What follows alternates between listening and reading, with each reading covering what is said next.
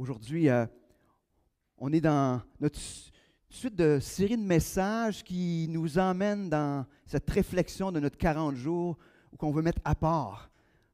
À part parce qu'on veut prendre ce temps, oui, pour prier, donc d'être dans la présence de Dieu. Oui, jeûner parce que dire, Seigneur, ce qui est le plus important, c'est toi. Et on a vu aussi, parce que le jeûne, tu sais, on va avoir une belle bouffe tantôt. Je dis que le jeûne, il y en a qui vont dire, oups, mais non, mais jeûner, ça peut se faire de manière différente. Que la nourriture, ça peut être quelque chose qu'on arrête de faire pour un temps pour être avec Dieu. Et je me souviens, au début de ma vie chrétienne, j'ai été impacté par un chanteur qui était à l'époque à la mode. Il est décédé l'année que je suis venu à l'Évangile, en 1982. Il y en a plusieurs, peut-être il y en a quelques-uns ici qui n'existaient même pas, mais moi je suis venu au Seigneur en 1982, donc ça fait 40 ans et quelques poussières que je suis venu au Seigneur. Et ce chanteur-là s'appelait Keith Green. Et Keith Green, ce chanteur-là, tous ses chants avaient pour but, c'est d'exhorter à vivre pour Christ sans compromis. D'ailleurs, il y avait un album qui s'appelait No Compromise. Ça vous donne une petite idée. Et un de ses chants, qui était inspiré par 1 Samuel 15, 22, je vais juste vous lire 1 Samuel 15, 22, qui dit « Les holocaustes et les sacrifices font-ils autant plaisir à l'Éternel que l'obéissance à ses ordres? Non, car l'obéissance est préférable au sacrifice. La soumission vaut mieux que la graisse des béliers. » Dans son chant qui était, parce que c'est un chant en anglais, je ne vous fais pas jouer, parce que je me suis dit, il y en a peut-être que, mais sinon vous aurez sur YouTube, le titre du chant c'est « To obey is better than sacrifice ». Dedans, il soulève tous les aspects de la vie chrétienne qu'on considère comme des sacrifices pour Dieu. Notre argent, nos dimanches matins, nos mercredis soirs, nos survols un peu des Écritures, nos prières pour être plus prospères, avoir du succès, même nos messages sur la grâce et son retour. Mais ce que Dieu veut, c'est notre vie. Tout ça, c'est comme... il veut plus que nos dimanches matins et que nos mercredis soirs. Il veut notre vie. Il dit, tu dis que je vais revenir bientôt dans ce chant-là, mais tu vis comme si je ne revenais jamais. Et c'est ce qui, dans ce chant-là, si vous voulez l'écouter, je vous dis tout de suite, vous allez être probablement un petit peu shaké dans votre vie chrétienne. Puis je vous dirais, bien tant mieux, on a besoin de ça. En tout cas, moi j'en ai besoin. Mais il dit, ce que Dieu veut, c'est qu'on prenne au sérieux sa parole. Il ne veut pas de nos restants, mais il veut notre temps. Ce qu'il désire, c'est des cœurs qui soient en feu pour lui. Il est intéressant de s'arrêter à cette réflexion. Est-ce qu'on aurait mélangé dans nos vies chrétiennes le mot obéissance et le mot sacrifice? Offrir un sacrifice, ça implique de sacrifier quelque chose qu'on possède. Mais en même temps, on peut en venir à penser que le sacrifice, c'est un acte d'obéissance. Mais il me semble que Dieu fait une certaine distinction entre les deux, les opposant presque. Comme si l'obéissance à Dieu n'était pas un sacrifice de notre part. Si l'obéissance n'est pas un sacrifice, nous avons donc à ce moment-là besoin que Dieu vienne faire une réforme dans notre façon de penser. Pourquoi de l'obéissance? Pourquoi que les sacrifices, ce n'est pas un acte d'obéissance? Tout simplement parce que l'obéissance devrait être la réponse naturelle à ce Dieu puissant et agissant. Donc, l'obéissance, c'est plus qu'un checklist. C'est pas, j'ai lu ma Bible un matin, j'ai prié un matin, j'étais allé à l'église dimanche, j'ai fait la réunion de prière le mercredi, j'ai prié 5 minutes chaque matin, puis à la fin de notre semaine, on dit « Yes, Seigneur, voilà, j'ai réussi. » C'est pas ça. Donc, l'obéissance, c'est un acte d'adoration et de reconnaissance envers Dieu, de ce qu'il est, de ce qu'il a fait. C'est une réponse. Donc, l'obéissance, au lieu d'être un sacrifice, devient une source de paix, de sécurité. Hein? Tu sais, des fois, avec nos enfants, on veut qu'ils obéissent. Hein? En tout cas, ceux qui ont eu des enfants, on s'attend à ce qu'ils obéissent, mais eux autres, ils n'entendent pas ça comme ça. Hein? Eux autres, ils se disent « Hey, il est en train de me... » Ben là, je sais pas, à l'adolescence, surtout, c'est comme « Hey, tu es en train de mettre des limites à ma liberté. » Mais pourquoi on demande que nos enfants obéissent? C'est parce qu'on veut les protéger. Si tu dis à ton enfant « Traverse pas la rue en courant », bien, c'est parce qu'on ne veut pas que ça se frappe. Tu sais. Puis comme parents, bien, c'est notre responsabilité. Donc, l'obéissance, dans le cas pour notre enfant, il ne sait pas, mais c'est pour sa sécurité. C'est pour sa santé, c'est pour sa survie. On a besoin que notre oui à l'obéissance soit léger, que ça ne devienne pas juste un fardeau. Ah, il faut que j'obéisse à Dieu. Et ce matin, j'espère que par ce temps qu'on va dans la parole, Dieu va permettre par son esprit qu'il y ait ce switch-là dans notre tête qui se fasse. Que l'obéissance ne devienne pas un fardeau, mais devienne plutôt une joie. Donc, on va convenir qu'on va s'interroger sur l'obéissance et qu'est-ce que ça veut dire en 2023, puis comment est-ce que c'est possible. Mais avant d'aller plus loin, on va se tourner vers ce grand Dieu.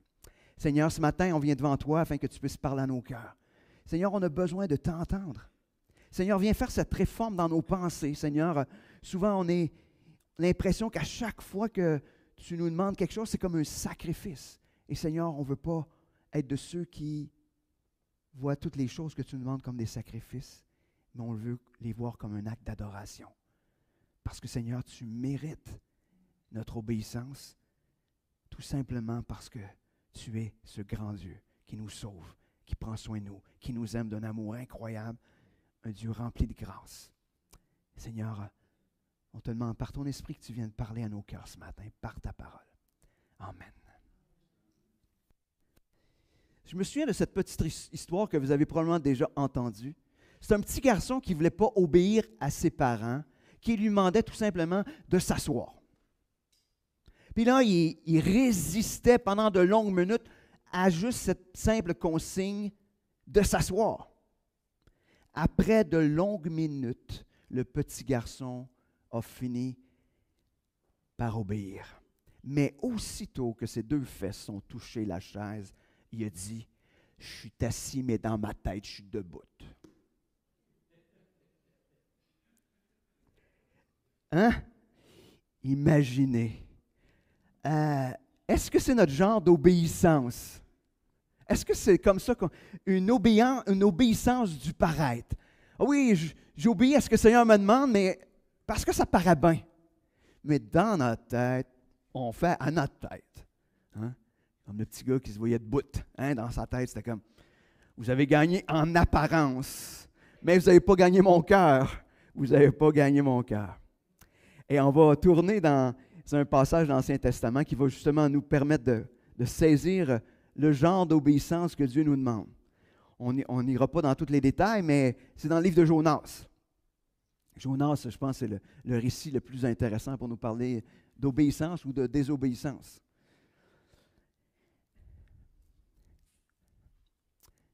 Donc, c'est intéressant parce qu'on n'a aucun doute sur les intentions de Jonas dans les passages qu'on va voir. Donc, Jonas, chapitre 1, on va lire versets 1 à 3. On n'ira pas dans tous les détails, mais juste qu'on puisse saisir un petit peu de quoi il s'agit. Donc, l'Éternel adressa la parole à Jonas, fils d'Amittai, en ces termes. « Mets-toi en route, va à Ninive, la grande ville, et proclame des menaces contre ses habitants, car l'écho de leur méchanceté est parvenu jusqu'à moi. » Jonas se mit en route, et pour s'enfuir à Tarsis, loin de la présence de l'Éternel, il descendit au port de Jaffa, où il trouva un navire en partance pour Tarsis. Il paya le prix de la traversée, descendit dans le bateau pour aller avec l'équipage à Tarsis, loin de la présence de l'Éternel. Une demande claire, en tout cas de la part de Dieu. Tu t'en vas à Ninive et tu vas proclamer la condamnation ou la menace qui pèse sur eux.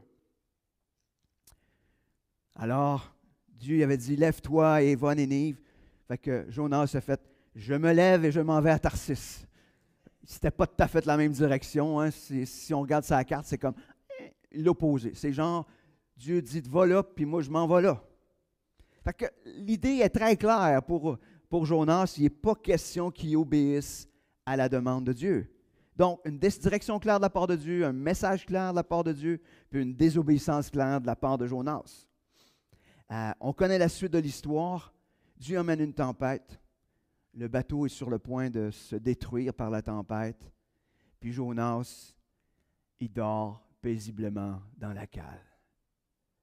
Il est mieux mourir dans cette tempête-là que d'obéir à Dieu. Ça, c'est comme le summum de la désobéissance. Hein? Finalement, il se fait interpeller, il monte en haut sur le bateau, puis finalement, il dit, c'est à cause de moi. Tu sais, il sait en plus, il sait que c'est les conséquences de sa désobéissance. Finalement, on jette Jonas à la mer et il est avalé par un grand poisson. 3 jours, 3 nuits dans le ventre du poisson. On ne débattra pas sur quel genre de poisson. On sait que ce n'est pas une baleine parce que ça ne passe pas. Fait qu'il n'est pas clair. On ne sait pas c'est quoi, mais c'est un grand poisson. Anyway, peut-être que c'est le seul grand poisson comme ça. Dieu pouvait l'avoir créé exprès pour ce moment-là avec Jonas. C'est dans toute la puissance et la souveraineté de Dieu. Donc, au bout de 3 jours, on voit qu'il est en réflexion. Il y a vraiment une repentance. Hein? Il reconnaît son tort. Le poisson le rejette sur le rivage. On va lire après ça, voir quel genre d'obéissance Jonas finalement a. Est-ce qu'il y a vraiment une obéissance de cœur? On serait porté à penser que oui, parce que là, écoute, 3 jours dans le ventre du poisson, il me semble que parmi les sucs digestifs, en tout cas, ça devait être assez terrible. Il me semble que c'est pour comprendre, mais ça a l'air que, en tout cas, on va lire ça, on va essayer de voir ce qui se passe. Jonas 3, versets 1 à 3. L'Éternel adressa la parole une seconde fois à Jonas en ces termes. « Mets-toi en route, va à Nénive, la grande ville, et proclame là-bas le message que je te communique. » Jonas se mit en route, se rendit à Nénive comme l'Éternel lui avait demandé. Or, Nénive était une ville extrêmement grande. Il fallait 3 jours de marche pour en faire le tour. Imaginez, il n'y a pas le temps de traverser la ville. La ville entière se repent. On va regarder à la réaction de Jonas. Sa réaction nous parle du genre d'obéissance que Jonas avait. Chapitre 4, versets 1 à 3. Jonas le prit très mal et se mit en colère. Il adressa cette prière à l'Éternel. « Ah, Éternel, je l'avais bien dit quand j'étais encore dans mon pays, et c'est pour prévenir cela que je me suis enfui à Tarsis, car je savais que tu es un Dieu plein de grâce et de compassion, lent à te mettre en colère et riche en amour, et que tu renonces volontiers aux menaces que tu profères. Maintenant, Éternel, prends-moi donc la vie, car la mort vaut mieux pour moi que la vie. » Il dit, dans le fond, il est en train d'expliquer à Dieu que c'était juste pour prendre soin de Dieu. Il dit, je savais ce qui passerait, fait que, Seigneur, je voulais prendre soin de toi. Tu sais. Je ne voulais pas y aller parce que, tu sais, et non. Dans son cœur, Jonas continuait comme le petit garçon. Il était encore debout dans son cœur, même s'il avait obéi à Dieu. Est-ce que c'est le genre d'obéissance que Dieu nous demande? Une obéissance de tête ou une obéissance de cœur? Mais on sait dans la suite de l'histoire comment Dieu prend soin de Jonas pour lui expliquer les intentions. Et on voit que Jonas sera amené à réfléchir. On ne sait pas l'issue parce que la parole ne nous emmène pas dans est-ce que Jonas a bien compris, mais Dieu a quand même pris le soin d'expliquer les choses à Jonas pour en prendre soin.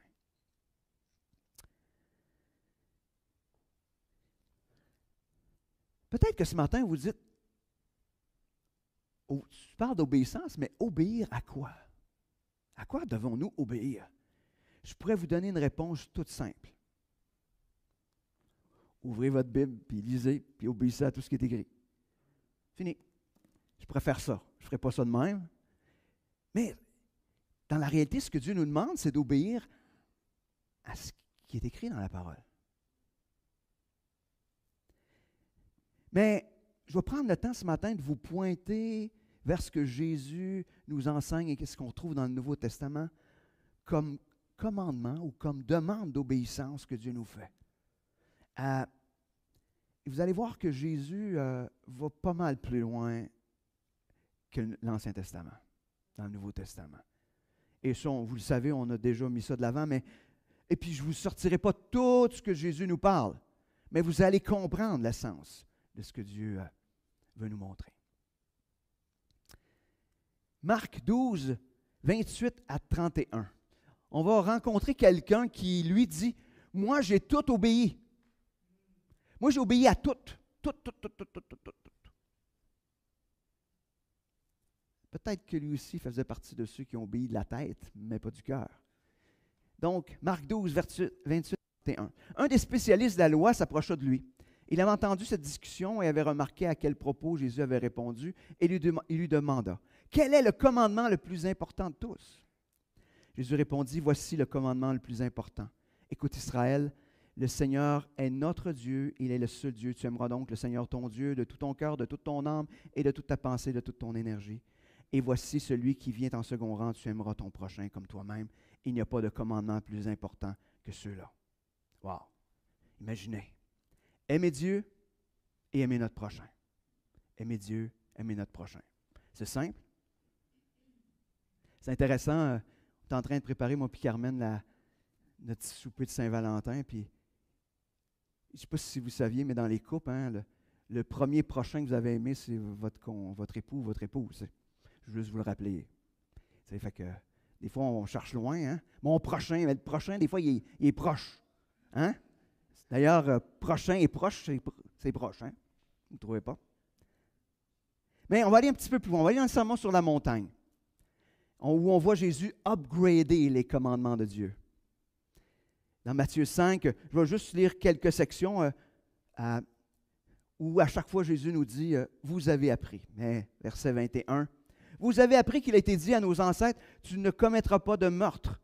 Si quelqu'un a commis un meurtre, il en répondra devant le tribunal. Eh bien, moi, je vous dis, celui qui se met en colère contre son frère sera traduit en justice. Celui qui lui dit imbécile passera devant le tribunal et celui qui le traite de fou est bon pour le feu de l'enfer. » Pink. OK. 27, un petit peu plus loin. « Vous avez appris qu'il a été dit, tu ne commettras pas d'adultère. Eh bien, moi, je vous dis, si quelqu'un jette sur une femme un regard chargé de désir, il a déjà commis l'adultère avec elle dans son cœur. » Tink! Oh, on vient d'upgrader pas mal, hein? 38. Vous avez appris qu'il a été dit œil pour œil, dent pour dent. Eh bien, moi, je vous dis, ne résistez pas à celui qui vous veut du mal. Au contraire, si quelqu'un te gifle sur la joue droite, tends-lui aussi l'autre. Si quelqu'un veut te faire un procès pour avoir ta chemise, ne l'empêche pas de prendre aussi ton vêtement. Si quelqu'un te réquisitionne pour porter un fardeau sur 1 kilomètre, porte-le sur 2 kilomètres avec lui. Donne à celui qui te demande, ne tourne pas le dos à celui qui veut t'emprunter. Oh, on est vraiment dans le 43. Vous avez appris qu'il a été dit, tu aimeras ton prochain et tu haïras ton ennemi. Eh bien, moi, je vous dis, aimez vos ennemis, priez pour ceux qui vous persécutent. Ainsi, vous vous comporterez vraiment comme des enfants de votre Père céleste, car lui, il fait luire son soleil sur les méchants aussi bien que sur les bons, et il accorde sa pluie à ceux qui sont justes comme aux injustes. Et nous avons aussi, si on continue, le dernier commandement de Jésus. C'est quoi le dernier?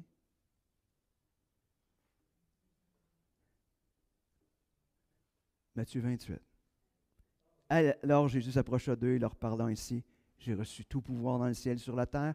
Allez donc dans le monde entier, faites des disciples parmi tous les peuples, baptisez-les au nom du Père, du Fils, du Saint-Esprit, et apprenez-leur à obéir à tout ce que je vous ai prescrit.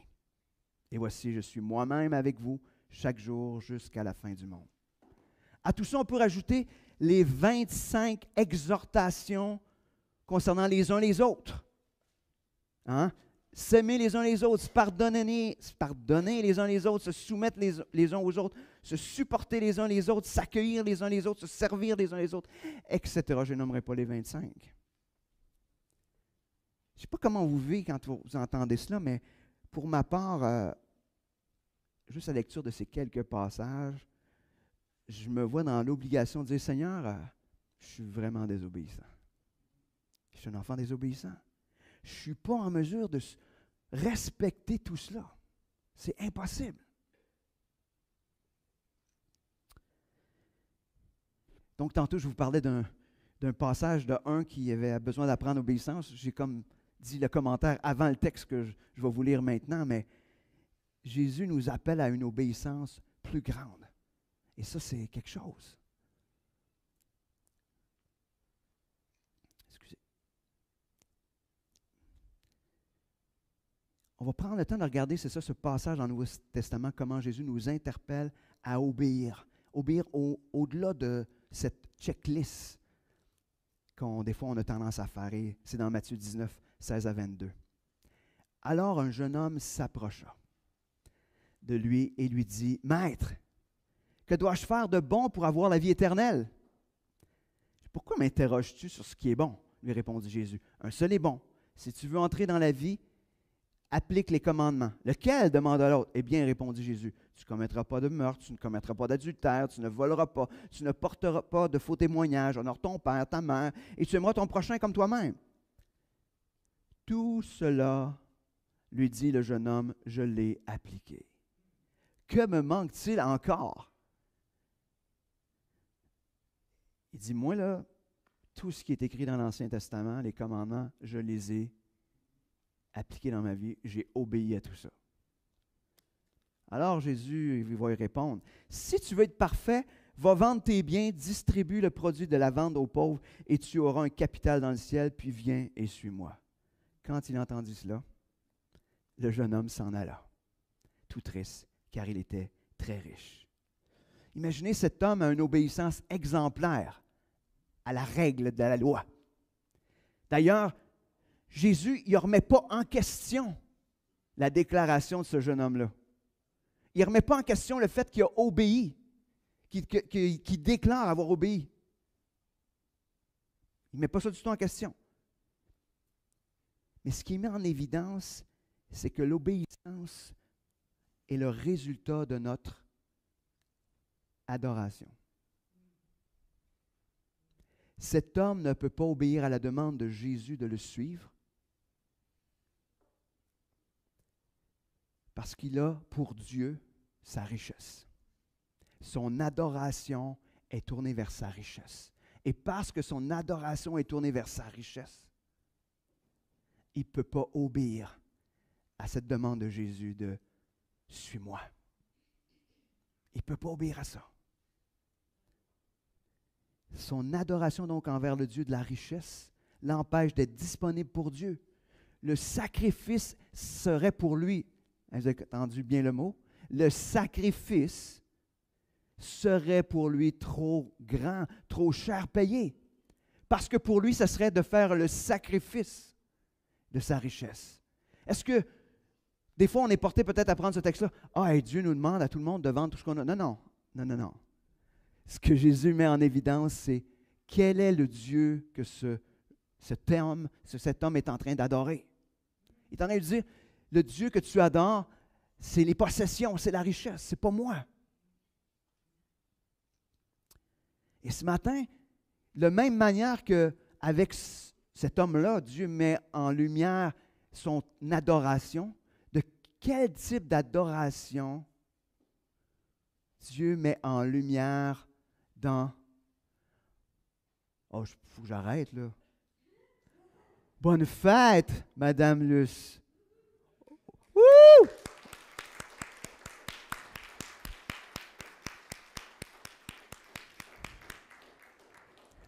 Hey, imaginez, ils ont mis un bling-bling dans le cou, là. Vous êtes revenu à la mode, là? Vous avez votre sang. Oui, c'est ça.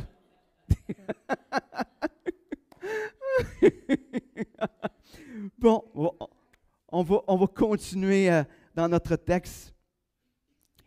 Donc, qu'est-ce que Dieu met en lumière dans votre vie actuellement?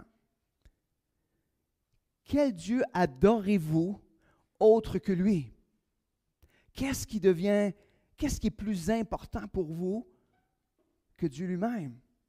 Si vous feriez cette rencontre avec Jésus ce matin, comme cet homme a eu, et que vous diriez, « Ah, Seigneur, moi, j'obéis pas mal à ce que tu me demandes. » Qu'est-ce que Dieu vous répondrait à vous?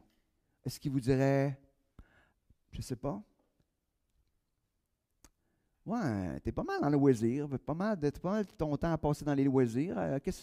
Est-ce que tu es prêt à me sacrifier tes loisirs? Ah, peut-être, je ne sais pas. Qu'est-ce que Dieu mettra en lumière? Est-ce que c'est, comme cet homme, la richesse?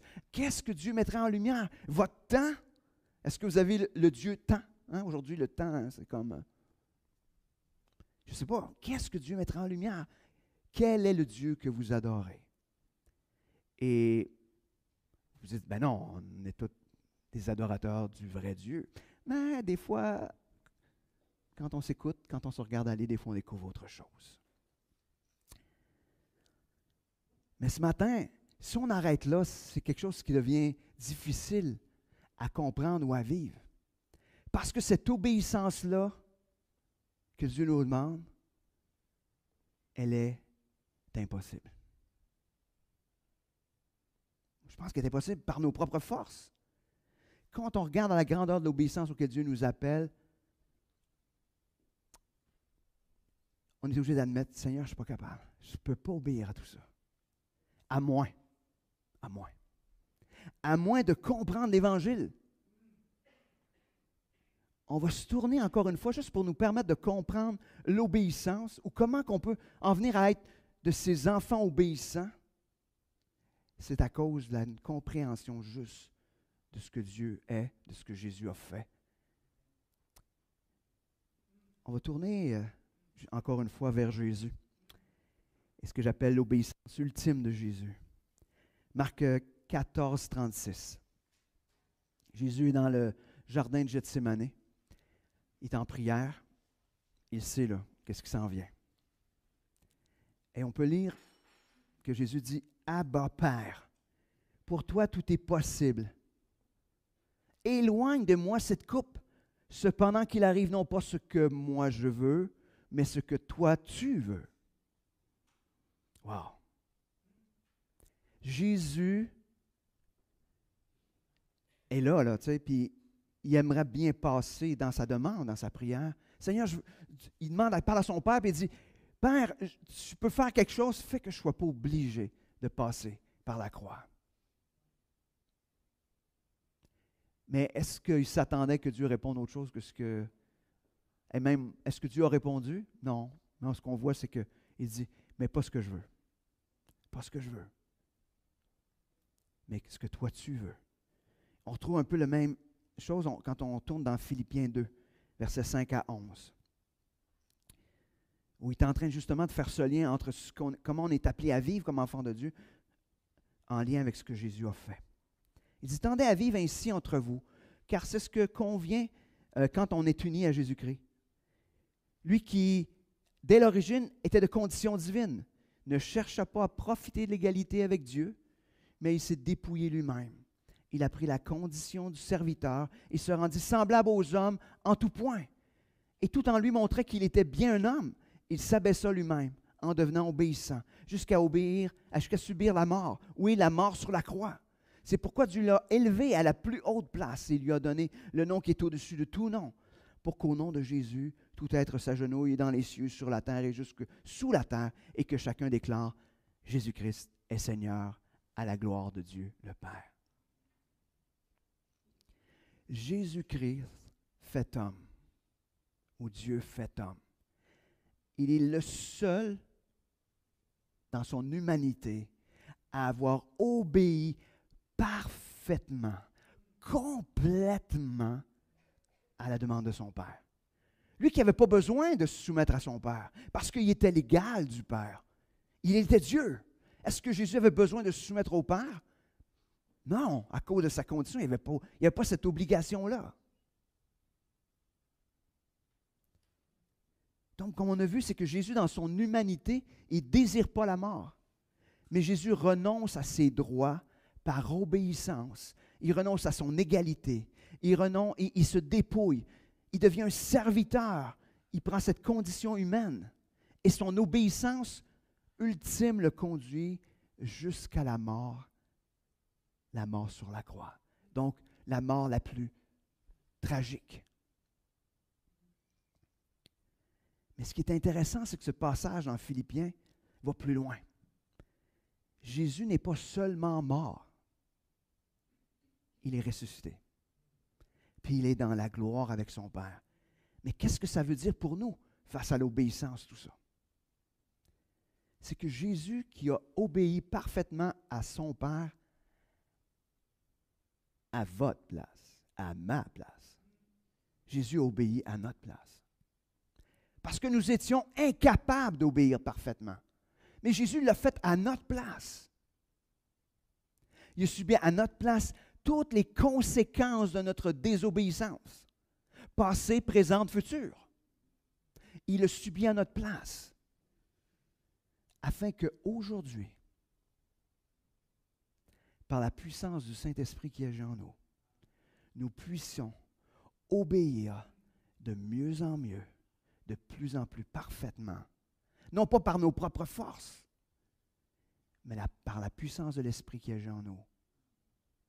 Donc, il ne s'agit plus d'un fardeau ou d'un sacrifice de notre part visant d'obtenir quelque chose de la part de Dieu, parce que c'est déjà payé. Mais c'est un acte d'adoration envers notre Seigneur qui nous rend capables d'obéir aujourd'hui avec joie. C'est ça l'Évangile. Ce qui nous permet un oui spontané d'obéissance à un Dieu qui est si grand. Chaque fois que Dieu vous demande quelque chose, puis c'est un fardeau, il faut revenir à l'Évangile. Jésus vous rend capable parce que lui a payé de sa vie. Il obéit jusqu'à la mort sur la croix. Est-ce que ce matin, nous sommes prêts à laisser tomber, j'appelle la checklist de l'obéissance? Vous savez ce que je veux dire? Hein, on pourrait prendre toute l'énumération des... Je ne sais pas combien il y en a de commandements, là, mais j'ose pas donner de chiffres, mais probablement quelques centaines. 613. 613, pas pire, hein? Imaginez, il y en a dans l'Église qui les ont comptés. Ils les ont écrits, j'espère que non. Mais imaginez, est-ce qu'on est prêt à laisser tomber cette checklist-là? Et ce matin, j'ai le goût de vous interpeller aussi. Quel genre d'obéissance vous vivez? Une obéissance de tête? Ou une obéissance d'un cœur transformé?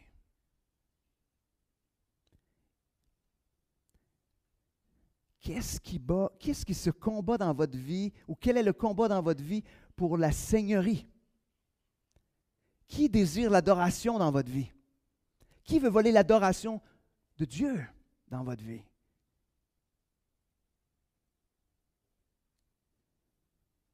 Qu'est-ce que tu crois à propos de Dieu? Je sais qu'il y en a qui n'aiment pas cette question-là quand je la pose, mais qu'est-ce que tu crois à propos de Dieu qui t'empêche de dire oui? Oui, Seigneur, tu me demandes ça, go. Ouais. Qu'est-ce que vous croyez? Que vous croyez qu'il est ou qu'il n'est pas, qu'il a fait ou qu'il n'a pas fait. Si Jésus, qui a tout payé pour toi, afin de te rendre capable de grandir dans l'obéissance, est plus que suffisant ce matin, alors la seule réponse, l'unique réponse que tu peux donner, que vous pouvez donner, quand Dieu te demande de faire quelque chose, c'est oui. Point la ligne. Un oui sans crainte. Un oui pas en ayant peur.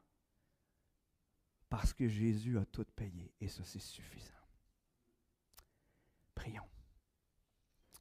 Seigneur Dieu, ce matin, merci. Merci pour ta parole. Merci, Seigneur, de nous rappeler que tu es ce Dieu qui a payé pour toutes choses. Seigneur, merci d'avoir été obéissant jusqu'à la mort sur la croix, afin que moi qui n'étais pas capable d'être obéissant, mais pas du tout. Seigneur, tu as mis en moi ton esprit qui me permet aujourd'hui d'obéir de mieux en mieux. Seigneur, viens changer nos pensées, notre cœur. Viens nous faire passer de cette obéissance de tête pour penser obtenir de quoi de ta part en un acte d'adoration du cœur, reconnaissant que tu es suffisant pour toutes choses. Seigneur, fais de nous des enfants obéissants. Seigneur, on ne veut pas être comme ce petit garçon qui obéit en apparence, mais qui dans sa tête, dans son cœur, c'est tout à fait d'autres choses. Seigneur, on veut obéir avec joie, sans crainte, parce que tu es ce Dieu qui nous aime d'un amour incroyable. Seigneur, merci pour ta parole. Amen.